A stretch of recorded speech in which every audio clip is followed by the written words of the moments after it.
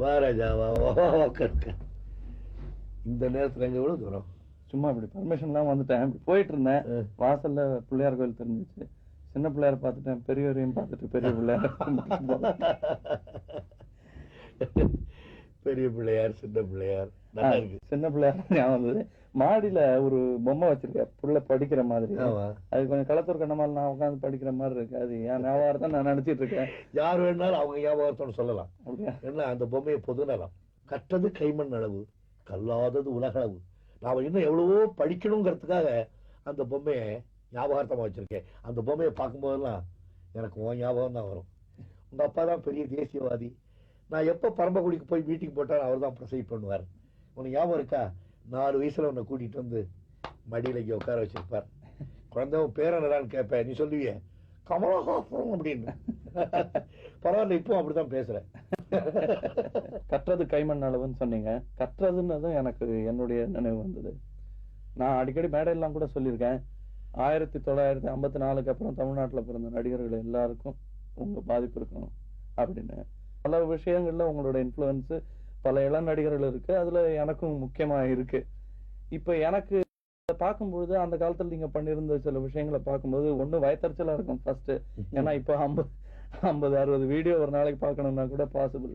அந்த காலத்துல சினிமா தியேட்டர்ல எப்போ ஒரு வாட்டி எலிபென்ட்ஸ் தியேட்டருக்கு போய் பார்த்து நடந்து போய் பார்த்துட்டு வரணும், இல்ல பஸ்ல போகணும், இல்ல கார் எடுத்துட்டு போகணும். அவ்வளவு தூரத்துக்கு போய் பார்த்துட்டு வர வேண்டிய விஷயம். கை அளவுல டீடைல்ஸ் கிடையாது. அப்படி இருக்கும்போது உங்களுக்கு இன்ஸ்பிரேஷன் யாரு? எனக்கு அது போட்டு உறுத்திக்கிட்டே இருக்குங்க. எங்க இருந்து? யாருமே ஒரிஜினல் கிடையாது. நம்ம இப்ப அம்மான்னு சொல்றது கூட சொல்லி கொடுத்துதான் சொல்றோம். உங்களுக்கு எங்க இருந்து வந்திருக்கும்? நான் இன்ஃபுளுன்ஸ் சொல்ல முடியாது. நான் சின்ன பிள்ளையில இருந்து அநேகமா ஆங்கில படம் பாக்குறது உண்டு. சின்ன பிள்ளையில இந்த ருடால்ஃப் வாலண்டினோ ஆக்ட் பண்ண சைலண்ட் மூவில ஷீக்குன்னு ஒரு படம் ஆக்ட் பண்ணிருக்காங்க. அதுதான் அவரு ஆக்ட் பண்ண டாக்கி பிக்சர்.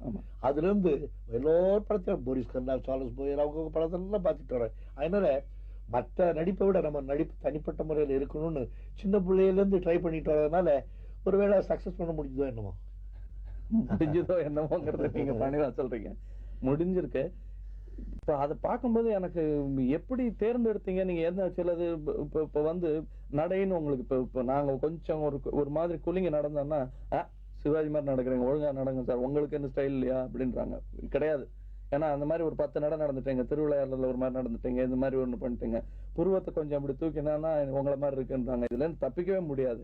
பட் இதெல்லாம் நீங்க ஒவ்வொன்னா நீங்க எங்க இருந்து பிடிச்சீங்க போது, இப்ப சார்ல்ஸ் பாயர்னா சார்ல்ஸ் பாயர்ட்ட இருந்து ஏதாவது ஒண்ணு பிடிச்சீங்களா?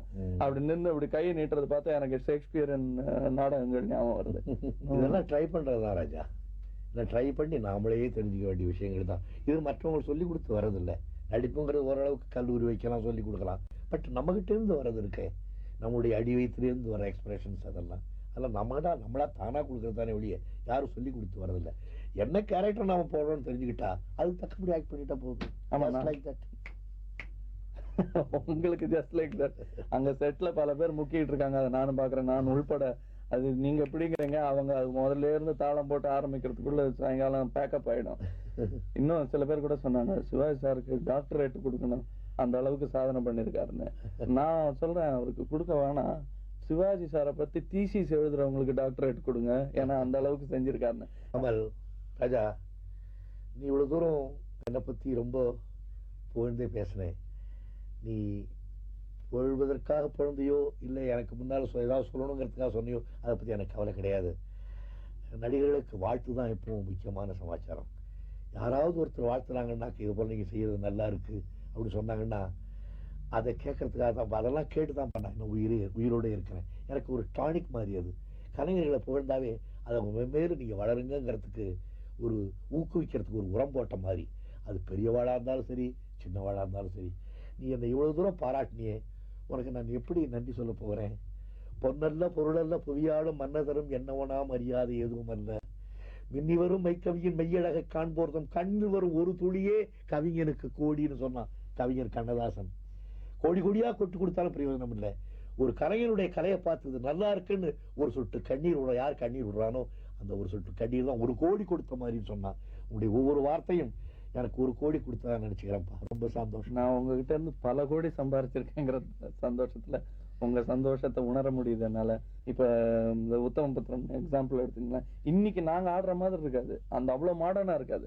இந்த யாரடி நீ மோனி அவன் அந்த நார்த் இந்தியன் ஆர்டிஸ்ட் கூட யாரோ ஆமா ஹெலன். ஆமா 2 நாள் டே அண்ட் நைட் எடுத்தோம் அது. அப்படியா?